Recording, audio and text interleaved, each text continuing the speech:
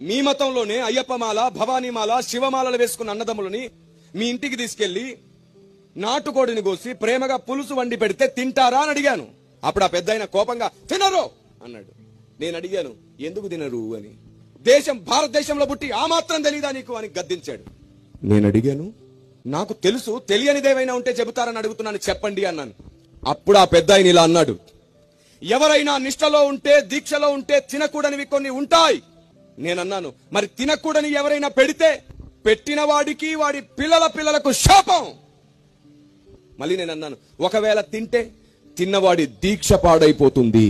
అప్పుడు అన్నాను నేను పెడితేనేమో శాపం వస్తుంది, తింటేనేమో దీక్ష పాడవుతుంది అంటున్నావు. 21 రోజు 41 రోజు దీక్షలో ఉంటేనే, నిష్టలో ఉంటేనే తినకూడనివి కొన్ని ఉంటాయని, పెడితే శాపం వస్తుందని, ఒకవేళ తింటే దీక్ష పాడైపోతుందని అంటున్నావే.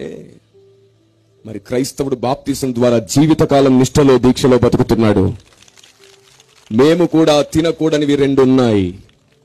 1 విగ్రహముల ముందు బలిగా అర్పించింది, 2 నైవేద్యములుగా సమర్పించింది. అది తింటే మా నిష్ట పాడైపోతుంది, మా దీక్ష పాడైపోతుంది.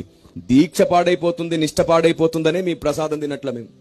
కానీ మీ ఇంటికి పిలిచి మీ కారంతో భోజనం పెట్టిన సంతోషంగా భోజనం చేస్తాం, మేము సంతోషంగా భోజనం చేస్తాం. ఇది క్రైస్తవ్యం. దేవునికి స్తోత్రం కలుగును గాక.